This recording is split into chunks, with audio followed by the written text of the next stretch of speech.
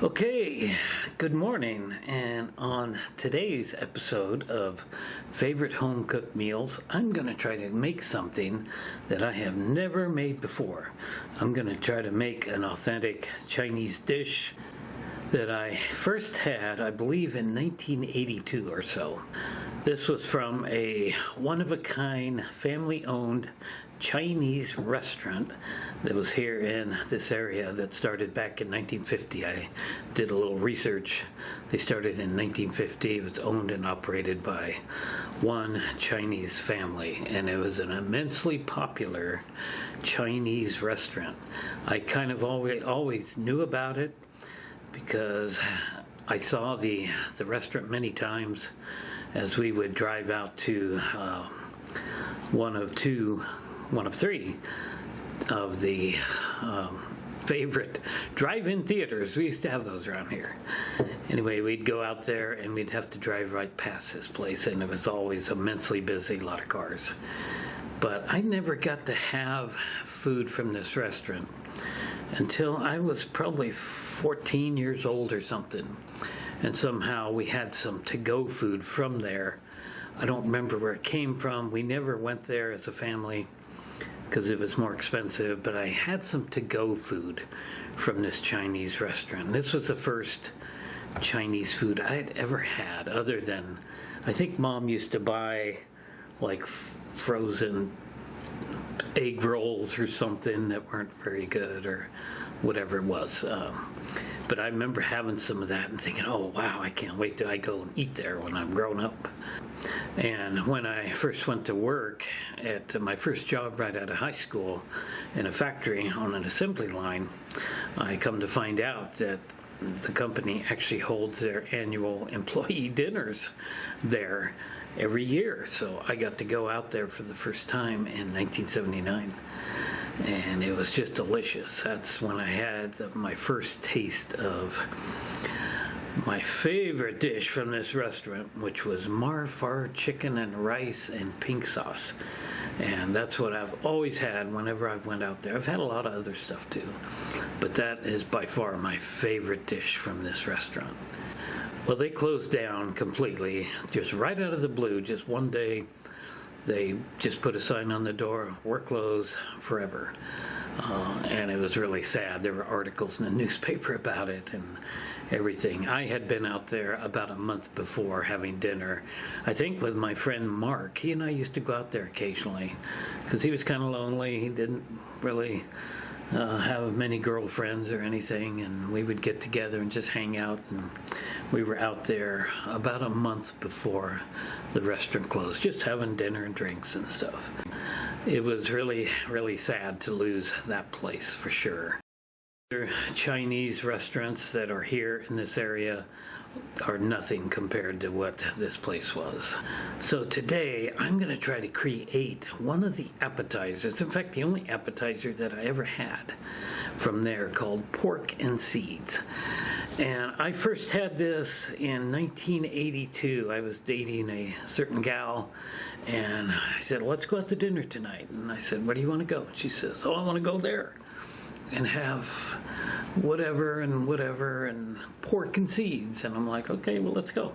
So we went out there, and she ordered this appetizer called pork and seeds, and it was simply julienned up pork, and it had a dipping sauce, and you got a bowl full of sesame seeds, and you would dip your meat into this sauce and then drag it through the seeds, and oh my goodness, it was so delicious, so delicious. And I'd had it a few times after that as well, but I didn't even know that any such thing even existed. And I've been thinking about that for quite a while, and no restaurant here carries anything like that. Pork and seeds, barbecued. I guess it's barbecued, I don't know.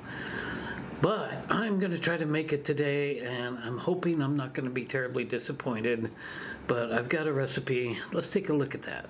All right, so I searched and searched, and I found this recipe online. And unfortunately, these online recipes really kind of suck because they they have tons of pop-up ads and everything.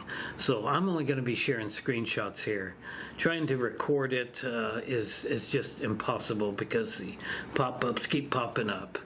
So I'll do the best I can here. So the closest thing I could find to this is this one right here.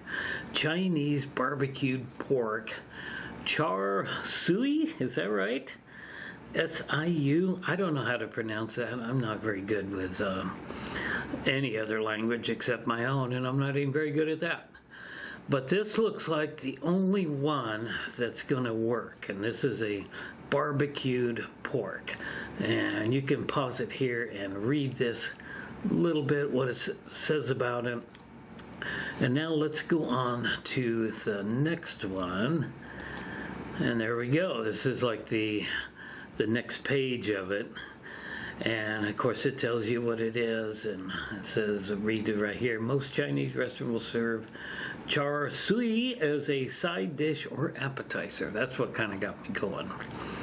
So anyway, you can pause it here and read it, and then we'll move on to the next one. Here is the third screenshot, kind of telling you about it. Again, you can pause and read this. So I have bought all these ingredients. In fact, some of them I even had to buy online at Amazon or eBay. I don't remember which, because I couldn't find them at Winco. Anyway, it tells you some about it here. So let's go to screenshot number 3. Screenshot number 4.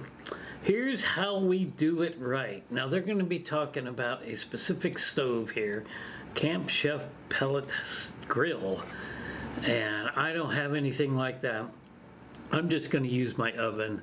I've certainly had experience baking off center cut pork loins in the past in ovens. I've never actually done it in an electric home oven, but I know how to get it to where it should be and to be pretty tender. So again, pause and read this right here. And now to the 5th screenshot. It says, this char sui Chinese barbecued pork is out of the... I hope so. Tender and juicy with a smoky sweetness, which we won't have. I don't have a smoker, and I'm not really all that fond of smoked foods anyway. But it should still have it in there with all the ingredients we're going to be putting in. So it gives you some information about prep times and all the rest, which I'm not going to follow. I'm going to have to kind of go my own way there. So now let's go to screenshot number 6. All right, this is our main ingredients. Times 1, times 2, times 3. I've got my pork loin. I've got teriyaki sauce. Like the only thing I could find is teriyaki sauce and hoisin sauce combined. So hopefully that's going to work. I didn't buy chicken broth, but I can make some out of my Knorr chicken broth cubes. I've got soy sauce. I think I got ketchup. I didn't know ketchup would be in there. And of course I've got garlic. And the 5 spice is the one that I had to buy. I guess I only had to buy one online, the Chinese 5 spice, and it was kind of expensive. And then it says a few drops of red food color, optional. I'm not going to do that. It just makes it look more of a barbecued type look. And I have looked at some other recipes as well, and they all say some honey, putting some regular honey in there. So I'm going to add honey to this. So anyway, let's on to number 7 screenshot. And this is going to be the final one, so it's going to tell us how to marinate this, which is what I'm going to do this afternoon. Place pork in a large zip bag, and then combine all the ingredients in a medium-sized bowl, and then pour it into the bag. I'm hoping I can make it work with just one Ziploc bag, and then basically it's telling you to take the air out of it, marinate 4 hours or overnight. I'm going to go at least overnight. I might cook this off in the morning, I'm not sure. Remove pork from fridge 20 minutes before, and blah, blah, blah, blah. To smoke the pork, so we don't need to deal with that. And also, I think it might say it in here, but I didn't go that far. But the other recipes say, and none of them are an actual pork and seeds recipe, but it says you can use the marinade that you marinate the pork in for a dipping sauce. But what I didn't get straight was, do you just pour all the marinade into your pan? I got a deep dish pan that I'm going to bake this in, and just cook it all in there. That's what I'm going to do. I want to have that pork sitting inside with all the marinade juice around it. Cover it up and let it cook like that, slowly cook like that. That's the way I know how to do pork and other roasts like that. So I think I'm going to try to do that, and then try to make some kind of a dipping sauce out of it. And many of the other ones said use hot mustard as a dipping sauce. I don't know about that. Hot mustard's pretty tough. So anyway, that's all we got as far as the screenshots go. So let's go into the kitchen now and start putting this marinade together and get this thing marinating, and we'll cook it off before the temperature starts getting pretty hot.